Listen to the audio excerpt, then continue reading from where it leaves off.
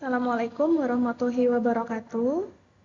Pada video kali ini kita akan mempelajari tentang Nuclear Magnetic Resonance atau disingkat NMR spektroskopi atau spektroskopi resonansi magnet inti. Ya, jadi pada hari ini kita akan mempelajari yang pertama tentang prinsip NMR, yang kedua instrumen NMR, yang ketiga cara kerja NMR, dan yang keempat interpretasi NMR. Berikut adalah capaian pembelajaran pada materi hari ini. Yang pertama, mahasiswa mampu memahami prinsip NMR. Yang kedua, mampu memahami komponen instrumentasi NMR. Yang ketiga, mampu memahami cara kerja NMR. Dan yang keempat, mampu memahami interpretasi dari NMR. Berikut adalah e-book yang saya gunakan tentang NMR, yakni dari bukunya Pavia yang berjudul Introduction to Spectroscopy. Lalu yang kedua adalah buku yang berjudul Teknik Modern Spektroskopi NMR, Teori dan Aplikasi dalam Elusidasi Struktur Molekul Organik. Nah, buku ini ditulis oleh salah satu dosen saya di Farmasi UGM, yakni Profesor Umar Anggara Jenny.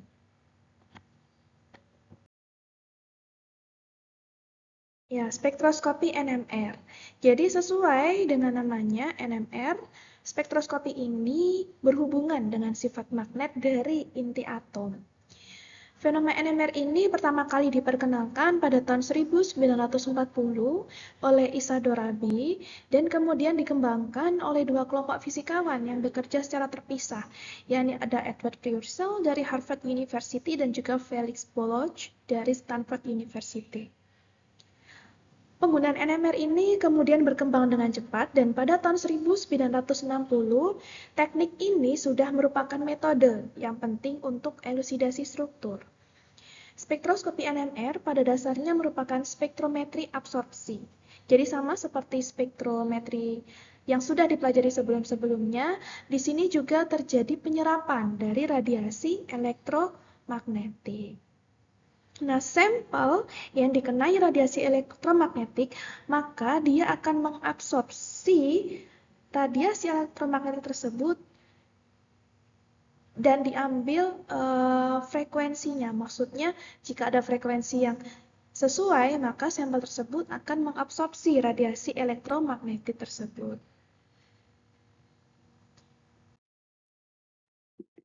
Ya, spektroskopi NMR itu salah satunya untuk menentukan jumlah proton dan struktur suatu senyawa kimia. Ada dua jenis NMR yang digunakan, yakni ada HNMR dan CNMR. Nah, spektroskopi NMR ini banyak digunakan untuk elusidasi struktur. Contohnya nih, ada salah satu dari kalian mungkin Mbak atau Mas yang mau mengambil isolat murni dari suatu tanaman. Nah, yang pertama kita ekstraksi dulu, kemudian kita murnikan sampai kita dapat isot murninya. Nah, kita kan biasanya belum tahu pasti ya isot murninya itu mengandung senyawa apa. Nah, untuk mengetahui analit yang terkandung dalam isolat tersebut, perlu kita lakukan identifikasi struktur menggunakan NMR. Jadi nanti dari NMR kita akan mendapatkan suatu spektrum yang mana tiap peaknya itu akan menggambarkan posisi dari atom hidrogen dan juga dari atom karbon. Sama seperti IR ya, maksudnya sama di sini, masing-masing atom hidrogen dan atom karbon itu memiliki serapan yang khas dan bentuk peak yang khas, tergantung proton-proton di sebelahnya, di kanan kirinya, dan juga tergantung dari pengaruh. Misalkan di situ ada pengaruh unsur logam, ataupun unsur oksigen, ataupun unsur lainnya yang memiliki pengaruh elektronegativitas yang tinggi. Nah, kalau misalkan di spektro IR, kita hanya bisa mengetahui, oh di analit atau di isolat kita itu mengandung analit yang memiliki gugus fungsi OH, misalkan OH alkohol atau OH karboksilat atau CH3, ada CH2 atau ada nitro di situ. Tapi dari IR kita belum bisa menyusun struktur kimia dari senyawa yang terkandung di analit tersebut. Tapi kalau dari NMR kita bisa menggambarkan strukturnya gitu. Jadi itu bedanya IR dan NMR. Jadi ini seperti yang sudah saya jelaskan di slide sebelumnya, beliau ini adalah penemu dan pengembang dari spektroskopi NMR. Bahkan mereka bertiga ini mendapatkan hadiah Nobel karena kontribusinya terhadap penemuan dan juga pengembangan spektroskopi NMR. Nah, kalau ditinjau dari definisi per kata, nuklear itu kan suatu karakteristik dari inti atom. Magnetik, medan magnet, sedangkan resonansi itu adalah interaksi dari medan magnet terhadap inti atom. Jadi di NMR ini kita akan mempelajari interaksi antara medan magnet dan juga inti atom. Gitu. Oke, berikutnya kita akan mempelajari tentang prinsip dari NMR sendiri. Ya, prinsip dalam spektrometri NMR yaitu bila ada sampel, dia mengandung analit atau mengandung senyawa yang memiliki atom hidrogen dan juga atom karbon C13 atau semua senyawa organik yang ditempatkan dalam medan magnet, maka akan timbul interaksi antara medan magnet luar tadi dengan magnet kecil inti. Karena adanya interaksi ini, maka magnet kecil akan terbagi atas dua tingkat energi. Pada tingkat energi yang agak stabil, di sini ditandai dengan tanda positif, dan keadaan yang kurang stabil, ditandai dengan tanda negatif. Yang mana dari tingkat energi tersebut memiliki energi yang berbeda. Karena inti merupakan materi mikroskopik, maka energi yang berkaitan dengan inti ini dapat dikuantisasi atau dapat dihitung berikutnya. Dan ini juga tidak kontinu, tidak terjadi secara terus-menerus. Hanya terjadi ketika kita memberi pengaruh medan magnet. Nah, ini adalah diagram tingkat energinya. Ketika suatu proton dia tidak dikenai medan magnet, maka tingkat energinya terbagi seperti ini. Jadi selisihnya energinya sedikit ya. Nah, ketika dia diaplikasikan atau diberi medan magnet dari luar, maka akan terbagi tingkat energinya. Ada yang bernilai positif dan juga ada yang bernilai negatif. Nah, sedangkan B0 ini adalah besarnya gaya magnet. Untuk energi yang diserap itu dapat dihitung dari energi pada tingkat min setengah dikurangi energi pada tingkat plus setengah di sini.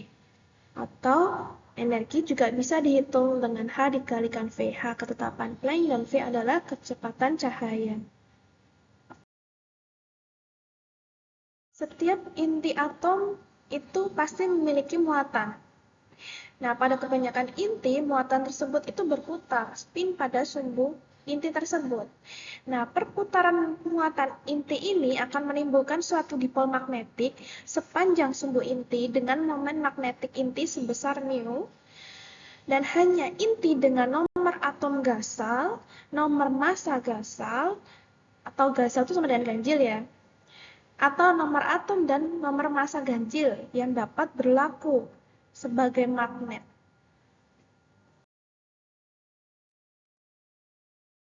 Oke, bilangan kuantum spin. Jadi bilangan kuantum spin ini pernah kita pelajari ya di materi kimia farmasi dasar.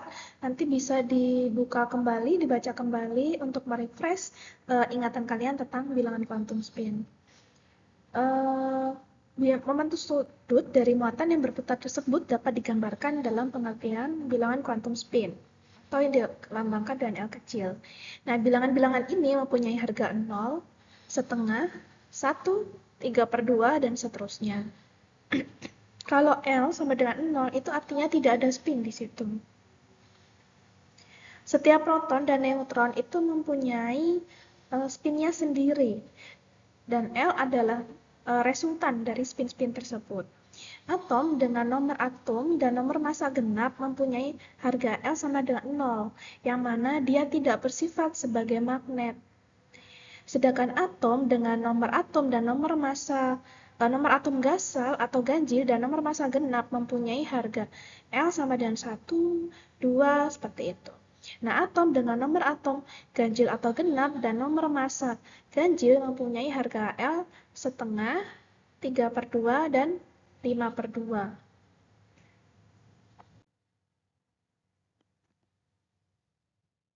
Berikut adalah bilangan kuantum spin dan kelimpahan di alam dari beberapa inti atom. Nah, di sini ada beberapa isotop ya. Ada atom hidrogen yang mana memiliki proton 1 dan atom hidrogen yang memiliki jumlah proton 2. Kemudian ada atom karbon yang dia memiliki 12 proton dan satunya memiliki 13 proton dan seterusnya sampai di atom klor. Nah, untuk kelimpahannya atom hidrogen di sini yang memiliki proton 1 itu memiliki kelimpahan di alam 99,9%. Nah, dengan bilangan kuantum spinnya 1/2. Sedangkan atom hidrogen yang memiliki jumlah proton 2 memiliki bilangan kuantum spin 1 dengan kelimpahan di alam itu 0,015. Nah, karena kelimpahan atom hidrogen dengan satu proton itu lebih banyak dibandingkan atom hidrogen dengan proton 2, sehingga dimanfaatkanlah atom hidrogen dengan jumlah proton 1 ini untuk berikutnya dikembangkan dan menjadi NMR. Sama juga seperti atom karbon. Jadi atom karbon yang memiliki proton 12 itu kelimpahannya 98%, dan atom karbon di sini yang memiliki proton sebanyak 13 itu kelimpahannya 1,10%. Tapi karena karbon dengan jumlah proton 12 di sini, dia bilangan kuantum spinnya 0, artinya tidak ada medan magnet di situ. Sedangkan untuk NMR kita akan mempelajari unsur-unsur yang memiliki medan magnet, sehingga 12C di sini tidak dapat digunakan. Oleh sebab itu, berikutnya akan digunakan atom karbon dengan jumlah proton 13, karena dia memiliki bilangan kuantum setengah, yang artinya di situ ada medan magnet. Gitu. Untuk tingkat spin inti, pada keadaan normal, ketika senyawa itu tidak kita kenai atau tidak kita taruh pada medan magnet eksternal, atau misalkan analit itu belum kita analisis ya, menggunakan NMR, dia belum masuk ke instrumen NMR, maka orientasi spin dari intinya itu akan berenergi sama atau degenerasi di situ.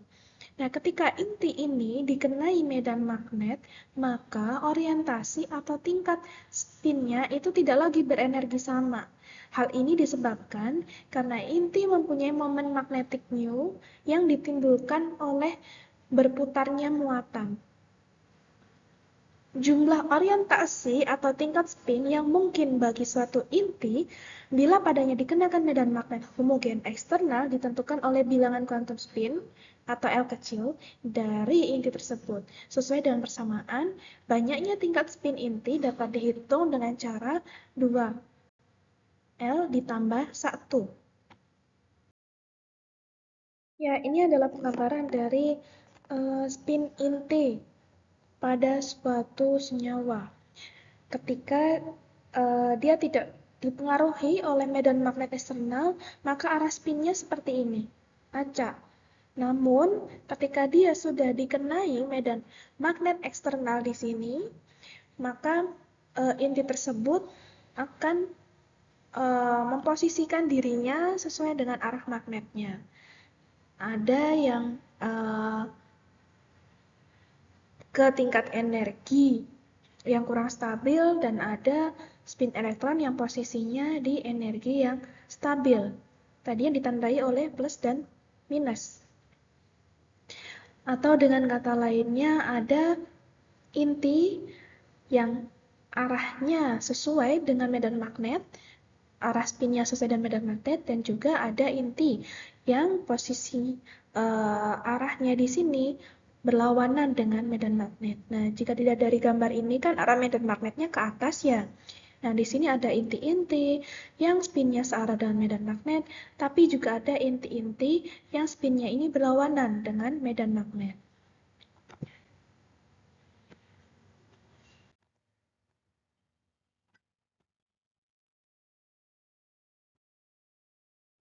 Oke, ini gambar berikutnya penjelasannya sama ya, seperti slide sebelumnya. Jadi ketika dia tidak diberi pengaruh medan magnet eksternal, maka orientasinya acak. Gerak perputaran spin tersebut akan acak.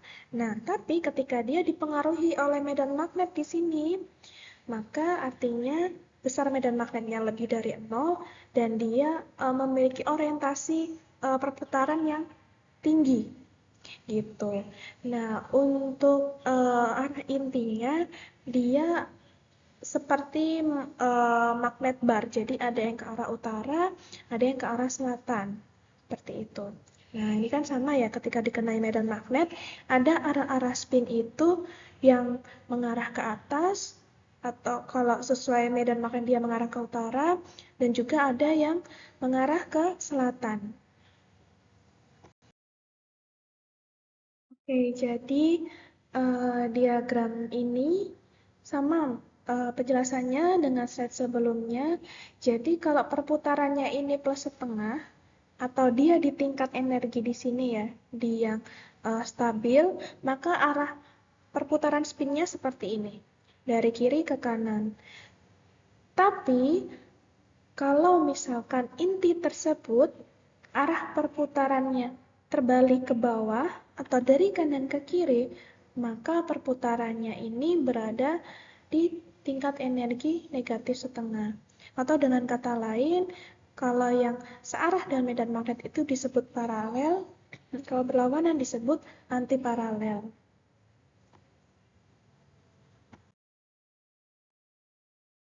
Oke, berikutnya kita akan mempelajari tentang komponen dari instrumen NMR. Nah, ini adalah salah satu contoh gambar dari instrumen NMR. Nah, gambarnya seperti ini instrumennya. Jadi ini alatnya cukup besar ya dibandingkan dengan instrumen lainnya. Dibandingkan instrumen UV, FTIR, GC, NMR itu besar alatnya. Nah, ini penggambaran diagramnya. Jadi pasti suatu instrumen itu akan terhubung dengan suatu PC, yang mana nanti PC-nya akan menampilkan hasil interpretasi atau hasil penafsiran dari pengolahan sinyal yang diterima oleh detektor kemudian diolah. Yang nantinya kita bisa menganalisis spektrum yang dihasilkan. Nah, di sini ada PC yang terhubung dengan instrumen NMR. Nah, untuk NMR konsol di sini ada instalasi listriknya dari instrumen NMR sendiri. Nah, ini di bagian NMR di sini ada yang disebut sampel, ada tempat untuk meletakkan sampel ya. Kemudian ada bore dan juga ada probe section. Nah, kemudian ini penggambaran dalamnya ya atau isi dalamnya dari bagian NMR tadi. Di sini ada gas nitrogen dan gas helium. Di sini ada vacuum chamber, lalu ada bor. Bor di sini adalah tempat sampelnya di sini. Nah, ini diperbesar ya, jadi tempat sampelnya diperbesar di sini. Nah, sampelnya ditaruh di dalam sini, kemudian ada kumparan di sini, yang mana kumparan ini akan memberikan pengaruh magnetik ke dalam sampel. Lalu ada recording coil, ada kumparan yang dia merekam berapa sih frekuensi yang diterima oleh inti-inti tersebut untuk melakukan spin atau putaran. Lalu di sini ada radio frequency probe.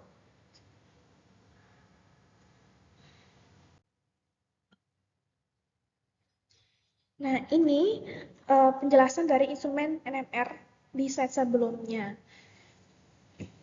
Jadi, spektroskopi NMR itu berdasarkan superconducting materials, sehingga dia membutuhkan temperatur yang sangat rendah untuk bekerja di sekitar 4 Kelvin. Sehingga pada sistem NMR tadi itu dibuatlah sistem pendingin yang terdiri dari suatu inner jacket atau bagian dalam yang terisi dengan gas helium maupun nitrogen. Jadi fungsinya itu untuk mendinginkan instrumen NMR-nya. Lalu juga ada beberapa lapisan dari bahan yang dia bisa mengisolasi temperatur di dalamnya. Jadi untuk menjaga instrumennya dalam keadaan suhu rendah. Gitu. Nah, di sekitar area magnet yang superconducting tadi, itu ada suatu chamber yang berbentuk silinder yang disebut dengan probe. Nah, probe ini bagian yang penting pada instrumen, karena di dalam probe tadi, itu kita akan menaruh sampelnya di atas probe tadi, dan akan dikenai pengaruh dari medan magnet. Ada tambahan juga, beberapa tambahan pada probe, juga ada beberapa probe yang mana dia mengandung atau memiliki beberapa kumparan magnetik yang diletakkan juga di sekitar sampel. Nah, kumparan-kumparan tersebut itu memiliki banyak tujuan. Yang pertama, untuk meradiasi dengan radiofrekuensi untuk mendeteksi dan untuk mengumpulkan sinyal NMR yang diemisikan oleh sampel tersebut. Nah, di sisi lain, kumparan tersebut juga mampu mengontrol homogenitas dari medan magnet dan juga untuk mengaplikasikan gradient pulse atau gradient sinyal yang digunakan untuk beberapa percobaan NMR.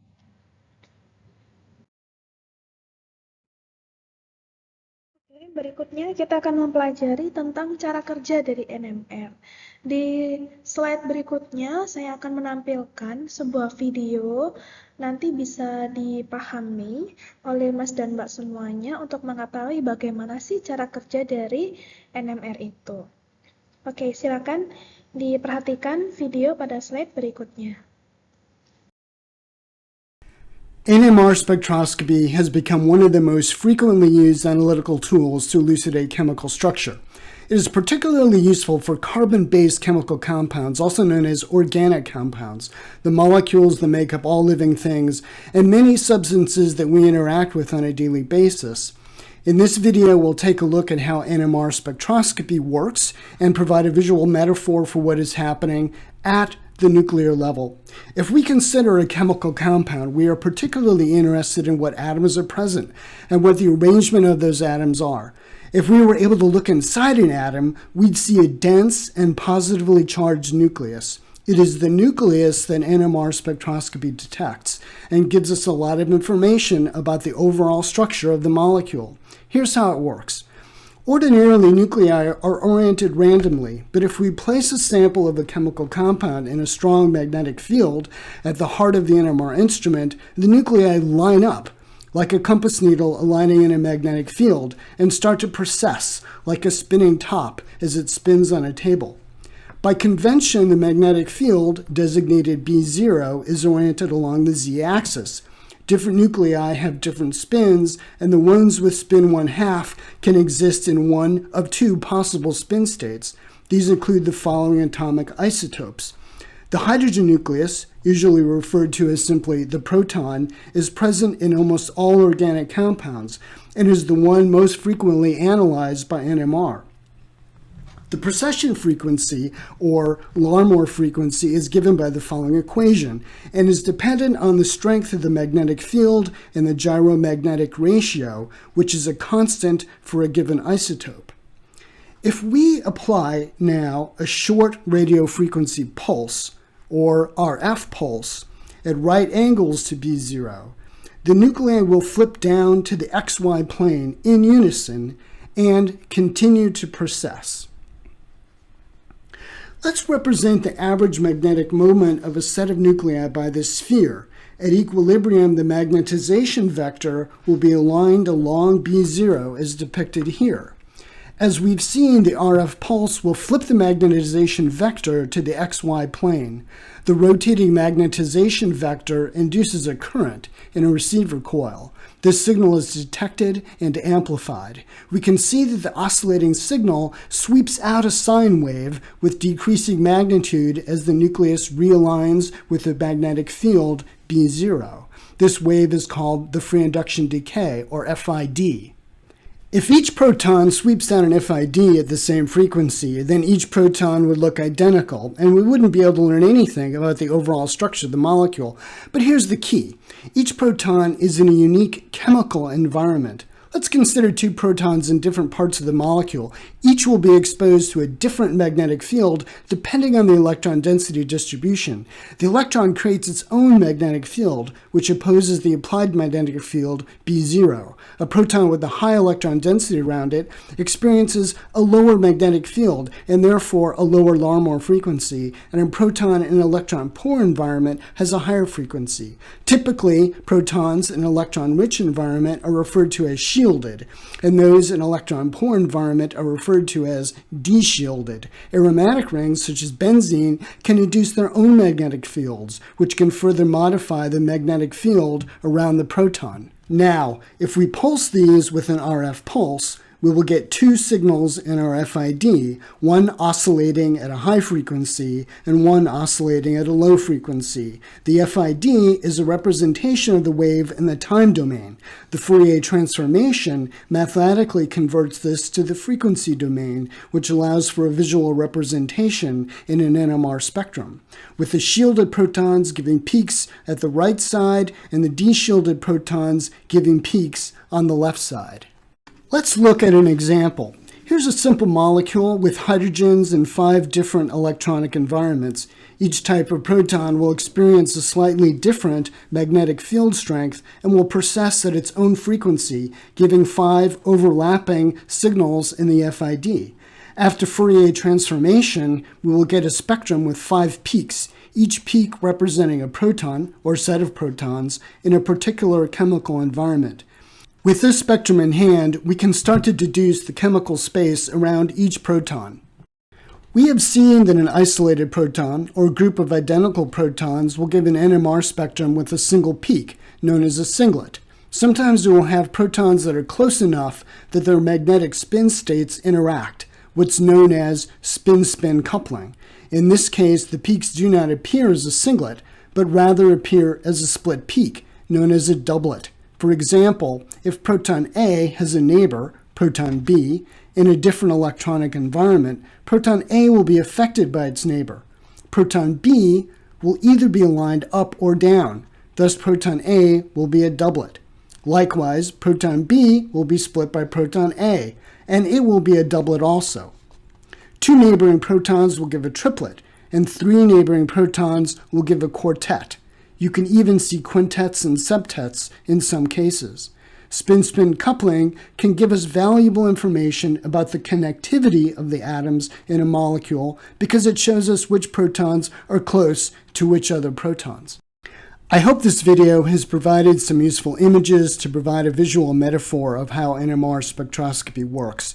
As the next step, you may want to focus on the equations that are used to describe the behavior of nuclei in a magnetic field. You may also want to get a deeper understanding of how the NMR spectrum is used to interpret chemical structure, and a lot of that skill will come with practical experience in seeing firsthand the relationship between structures and their resulting spectra. Well, thanks a lot for watching, and I'll see you later.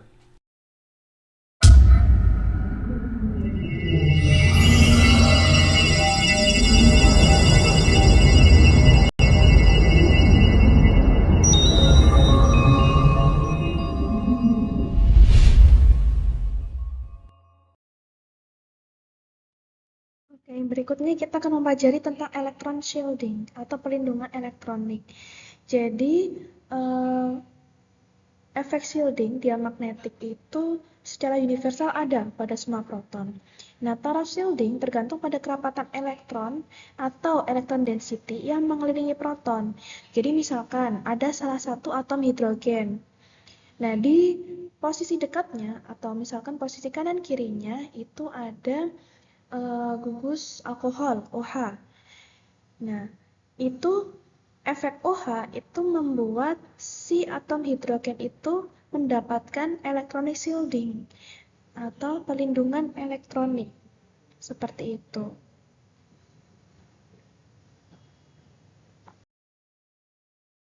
Oke, bisa diamati ya dari gambar berikut.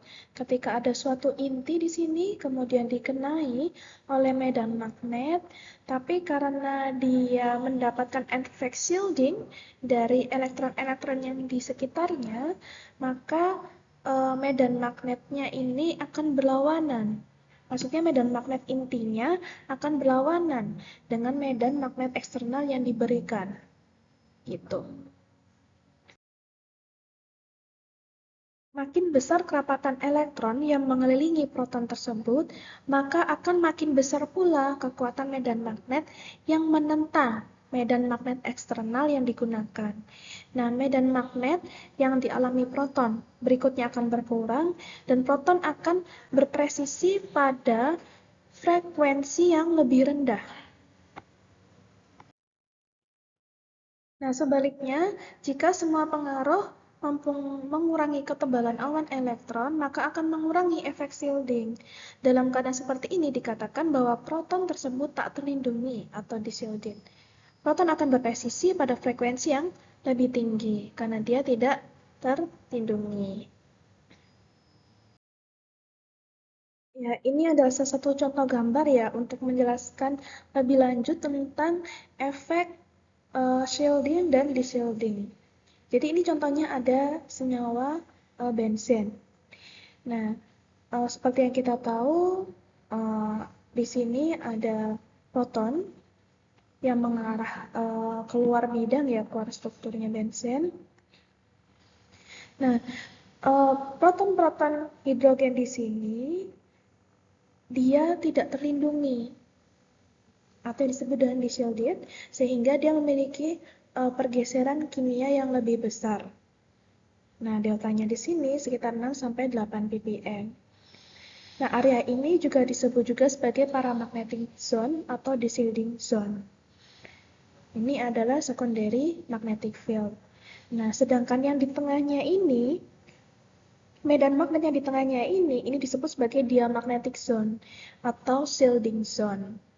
Karena proton-proton yang di dalam ini dipengaruhi oleh adanya elektron-elektron antar senyawanya. Maksudnya pada benzen itu kan ada C rangkap C yang mana di situ pada ikatan rangkap itu memiliki elektron yang memiliki elektronegativitas tinggi ya.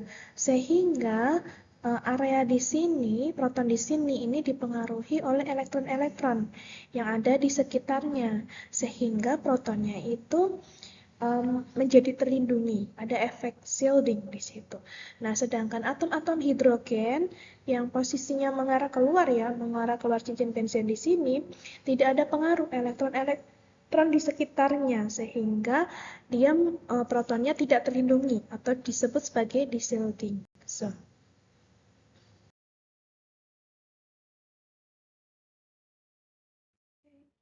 Jadi ada dua teknik ya untuk mendapatkan spektrum NMR.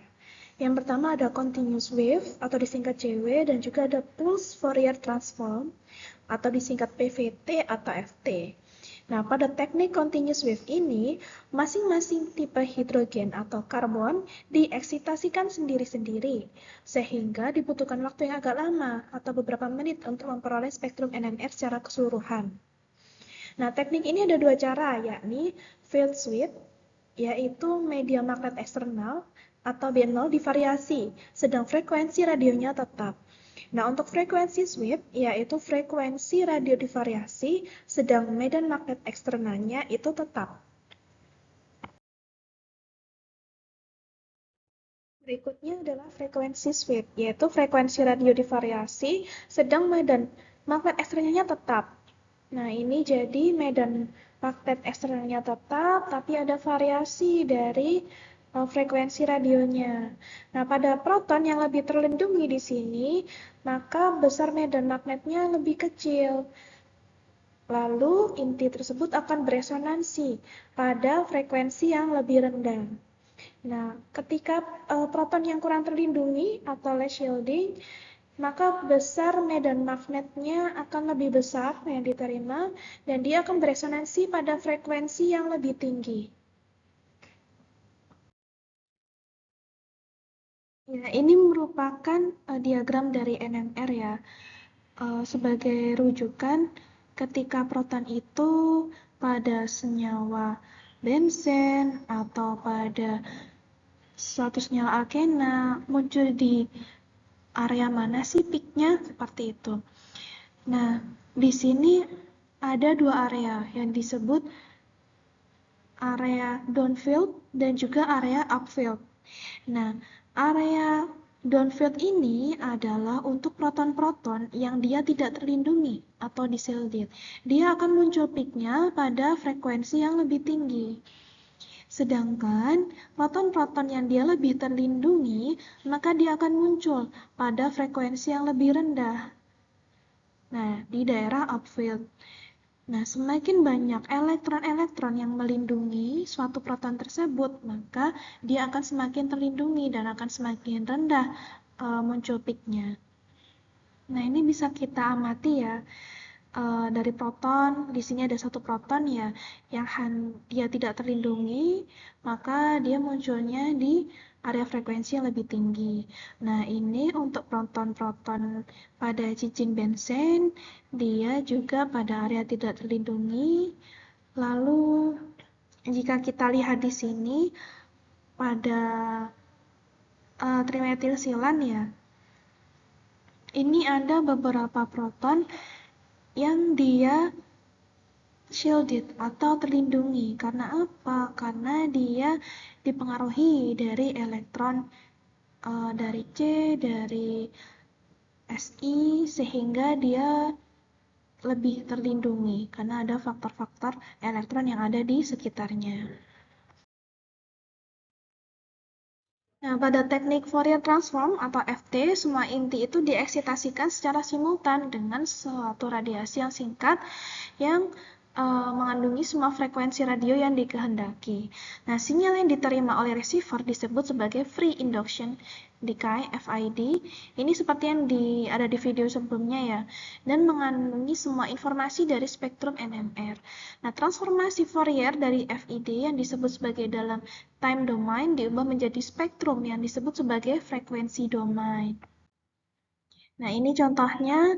Jadi awalnya dia berbentuk time domain yang diterima oleh detektor, kemudian oleh Fourier transform ini diolah menjadi dalam bentuk peak yang dalam bentuk frekuensi domain. Nah, ini ada contoh beberapa gambarnya. Jadi masing-masing proton itu memiliki bentuk time domain yang beda-beda ya, sehingga nanti ketika dia diterjemahkan menjadi frekuensi domain, bisa kita lihat di sini bentuk peaknya pun juga berbeda-beda dan di frekuensi yang berbeda-beda pula. Ini ada beberapa kelebihan teknik Fourier transform dibandingkan dengan CW. Contohnya apa? Dia lebih cepat. Kemudian lebih sensitif karena ada rasio signal to noise yang ditingkatkan. Nah, ini contohnya ketika terlalu banyak noise-nya ya, sedangkan sinyalnya kecil gini kan kita tidak bisa mengidentifikasi. Tapi kalau misalkan di Fourier transform, dia bisa meminimalkan efek noise-nya, sehingga kita bisa membaca sinyal dari proton yang kita analisis. Oke, di awal penjelasan tentang NMR, saya sempat menyebutkan ada proton HNMR atau PMR, Proton Magnetic Resonance. Jadi HNMR di sini memberikan informasi mengenai banyaknya jenis lingkungan hidrogen yang berbeda dalam satu molekul, lalu tipe atau jenis hidrogen yang menghasilkan sinyal, entah itu alkana atau alkena, benzen, dan aldehid, lalu banyaknya atom hidrogen yang ada pada masing-masing lingkungan hidrogen tersebut, kemudian banyaknya atom hidrogen pada atom karbon tetangga, dan juga penataan atom-atom hidrogen yang terlibat. Jadi dengan menggunakan beberapa parameter spektrum, struktur kimia dari suatu sampel yang diuji akan dapat ditentukan yang pertama. Dengan geseran kimia yang disebut chemical shift, kita dapat mengetahui macam-macam lingkungan kimia dari protonnya. Apakah dia itu di sekitaran halogen atau mereka di sekitaran alkana atau alkena, kita bisa tahu dari pergeseran kimianya. Yang kedua, dengan integrasi dapat diketahui jumlah relatif proton-proton yang ada. Yang ketiga, dengan spin-spin coupling kita dapat mengetahui jumlah proton tetangganya. Dan yang keempat, dengan coupling konstan kita akan mengetahui penataan atau posisi proton-proton yang terlibat. Berikutnya kita akan mempelajari tentang interpretasi dari spektrum NMR. Nah, sebelum kita menginterpretasi spektrum NMR, ada beberapa poin yang harus kita pahami. Yang pertama tentang chemical shift atau geseran kimia. Nah, dalam suatu molekul, tiap proton itu berada dalam lingkungan kimia yang sedikit berbeda, sehingga ia akan mempunyai efek shielding dan shielding yang berbeda. Nah, pada frekuensi resonansi proton-proton tersebut itu juga sangat kecil. Contohnya di sini, dalam medan magnet eksternal 14.100 Gauss, perbedaan frekuensi resonansi proton dalam CH3Cl dan CH3F hanya sebesar 72 Hz. Sedangkan frekuensi yang diperlukan untuk beresonansinya proton dalam medan magnet tersebut adalah 60 MHz. Bila dibandingkan dengan ini, maka perbedaan frekuensi kedua macam proton tersebut hanyalah sangat kecil, yakni sekitar 1 ppm saja. Dari 72 Hz dibagi 60.000 Hz, 1,2 kali 10 pangkat 6. Akibatnya akan sangat sulit mengukur frekuensi absolut dari masing-masing proton yang berbeda. Sehingga dalam NMR yang diukur adalah perbedaan frekuensi antara suatu jenis proton dengan frekuensi resonansinya proton senyawa referens. Senyawa ini disebut sebagai standar internal dan ditambahkan ke dalam sampel sebelum merunning NMR. Senyawa yang digunakan sebagai senyawa referens tadi ya disebut tetrametilsilan, TMS. Nah, berikut strukturnya. TMS ini memiliki sinyal yang sangat tajam dalam bentuk singlet, artinya hanya satu peak yang muncul, dengan intensitas tinggi karena mempunyai 12 proton yang ekivalen. Nah, bisa kita lihat ya, ini protonnya ekivalen. Ekivalen di sini karena pengaruhnya sama. Di sini pengaruh antara di posisi H3 di sini, di sini, di sini, di sini sama. Sehingga disebut ekivalen. Dan hanya berjumlah 12, sehingga disebut 12 proton yang ekivalen. Dia mengabsorpsi pada higher field dibanding hampir semua proton organik. Bersifat elektropositif sehingga proton-proton dalam TMS sangat terlindungi atau shielded. Dia bersifat inert, yang mana dia tidak bereaksi dengan analit yang kita uji, mempunyai TDDR rendah 27 derajat Celcius sehingga mudah dihilangkan. Kalau dikehendaki lagi senyawa kita itu mau diuji ulang. Dan larut dalam kebanyakan pelarut organik. Nah, ini contohnya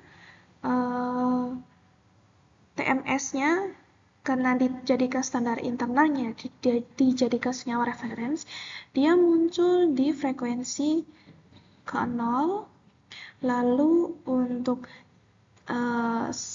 proton lainnya itu muncul di frekuensi 126 Hz dan 165 Hz. Ini untuk CH3, CO CH3. Nah, jika dia menggunakan frekuensi NMR 60 MHz dan medan magnet yang diberikan 14,1 kGauss. Nah, kalau misalkan kita menggunakan instrumen dengan frekuensi 250 MHz, TMS ini tetap dia munculnya di frekuensi 0 dengan medan magnet 58,7 kGauss. Senyawa CH3, COCH3 memiliki peak di 525 Hz dan 687,5 Hz. Sehingga TMS ini dijadikan senyawa standar, senyawa reference, karena berapapun frekuensi yang diberikan, berapapun medan magnet yang diberikan, dia memiliki serapan frekuensi yang tetap di area 0 Hz di sini. Ya, di slide sebelumnya sudah dipelajari tentang frekuensi ya. Frekuensi yang mana dia menggambarkan posisi senyawa internal standar dari TMS tadi dan juga posisi dari masing-masing proton pada suatu senyawa. Nah, berikutnya ada beberapa kelemahan ya. Jika kita membandingkan NMR antara NMR 1 dan yang lainnya, jika kita berdasarkan atas frekuensi yang diserap oleh senyawa atau frekuensi yang diserap oleh proton-proton dalam suatu senyawa. Sehingga berikutnya digunakan parameter baru yang tidak tergantung kepada kekuatan medan magnet eksternal yang digunakan, yaitu disebut chemical shift atau dilambangkan dengan delta. Nah, delta ini dihitung dari pergeseran dari TMS dalam satuan Hertz dibagi frekuensi alat yang digunakan. Nah, dari contoh spektral di atas, maka untuk pergeseran kimia dari aseton itu dihitung dari 126 Hz dibagi 60.000 Hz. Ini dari instrumen yang menggunakan 126 Hz ya. Nah, dari instrumen kedua, 525 Hz dibagi 250.000 MHz, maka diperoleh 2,1 ppm. Nah, berikutnya untuk air, sehingga dan untuk chemical shift dari TMS sendiri itu nilainya 0 atau deltanya sama dengan 0 gitu. Maka berikutnya NMR tidak menggunakan frekuensi dari yang diserap oleh proton-proton pada suatu senyawa, tapi berdasarkan pergeseran kimianya, chemical shift-nya. Nah, berikutnya frekuensi itu diubah ya dalam bentuk delta, yang mana dia memiliki satuan ppm. Nah, ini adalah diagram NMR, yang mana di kiri adalah daerah downfield untuk proton-proton yang tidak terlindungi, dan di yang sebelah kanan itu untuk area upfield atau pada proton-proton yang terlindungi. Nah, untuk TMS-nya di daerah 0 ppm, jika proton itu dia berasal dari suatu asam karboksilat, maka dia akan memiliki pergeseran kimia sekitar 10,5 ya sampai 12 ppm. Jika dia dalam bentuk alkohol di sekitaran 10 ppm, lalu benzen di area 7-8 ppm dan seterusnya. Jadi mirip seperti FTIR ya, kita juga punya diagram yang menunjukkan area-area khas dari suatu proton yang mana dia dipengaruhi baik itu dari efek shielding maupun deshielding gitu. Di set ini ditunjukkan beberapa range untuk proton-proton dengan kondisi pergeseran kimia yang berbeda. Jadi contohnya di sini ada asam ya. Untuk asam karboksilat RCOH itu di sekitar 10,5 sampai 12 ppm. Untuk fenol 4,0 sampai 7 ppm, alkohol 5 sampai 0,5 sampai 5, amina 0,5 sampai 5, amida 5 sampai 8, dan untuk N0 lebih dari 15. Ini juga tabel yang menunjukkan kisaran pergeseran kimia untuk beberapa jenis proton.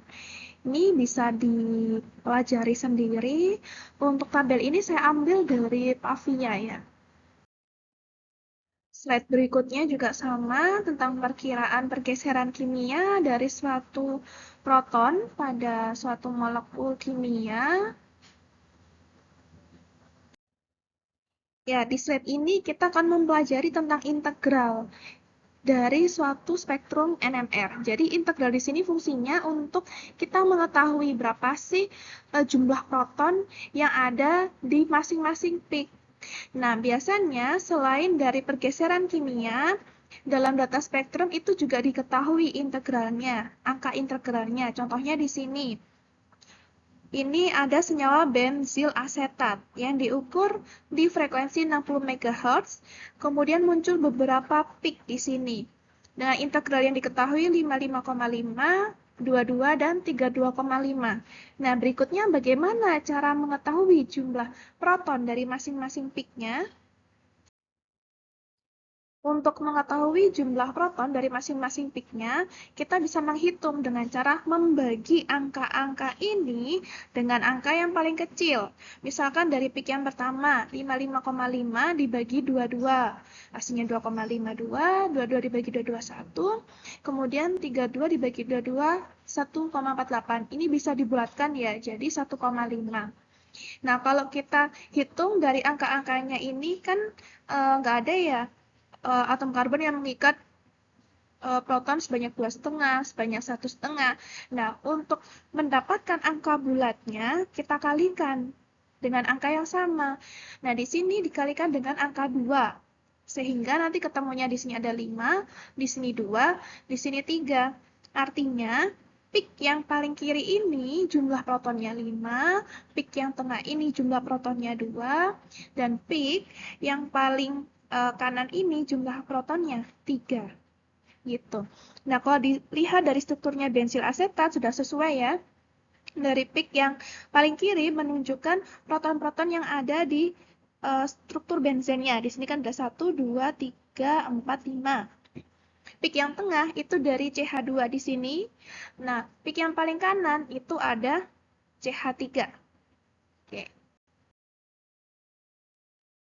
Di slide ini senyawanya sama bensil asetat yang mana dia diukur pada frekuensi 300 MHz menggunakan FT-NMR. Jadi beda ya dibandingkan slide sebelumnya.